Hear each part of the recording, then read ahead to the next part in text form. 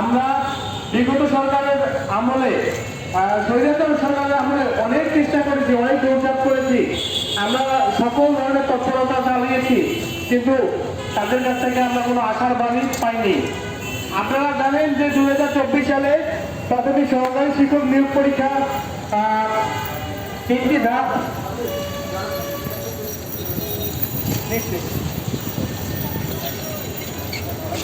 আচ্ছা ওটা দিচ্ছে আচ্ছা 2024 সালে 3টি ধাপে প্রাথমিক সহকারী শিক্ষক নিয়োগ পরীক্ষা অনুষ্ঠিত হচ্ছে।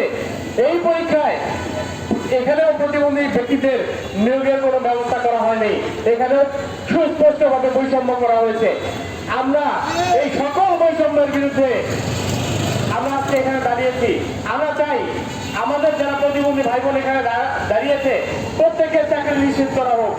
এই যে প্রায় 500 মানুষ এই দেশের ইতিহাসে খুব বড় সংখ্যা না, 500 মানুষ বিভিন্ন ধাপে তারা নিয়োগ পরীক্ষা দিয়েছিল, রিটার্ন দিয়েছিল, ভাইভা দিয়েছিল, সবগুলো ধাপ উত্তীর্ণ হওয়ার পরেও প্রতিবন্ধী ব্যক্তিদের নিয়োগ দেওয়া হয়নি। অথচ আপনারা জানেন যখন কোটা বাতিল করা হয় কিছুদিন আগে, তার আগে পর্যন্ত তৃতীয় এবং চতুর্থ শ্রেণীর পদগুলোতে 10% প্রতিবন্ধী এবং ইসিএম কোটা বিদ্যমান ছিল। আমরা এই কোটা পাইনি। অন্যান্য যে কোটাগুলো ছিল, নারী কোটা, প্রশ্ন কোটা কিংবা বিজ্ঞান কোটা, সব কোটা দেওয়া হলো, শুধুমাত্র আমাদের বেলায় চরমভাবে বৈষম্য করা হয়েছে।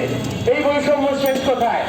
আমরা চাই বাংলাদেশের এই নতুন বাংলাদেশে এই নতুন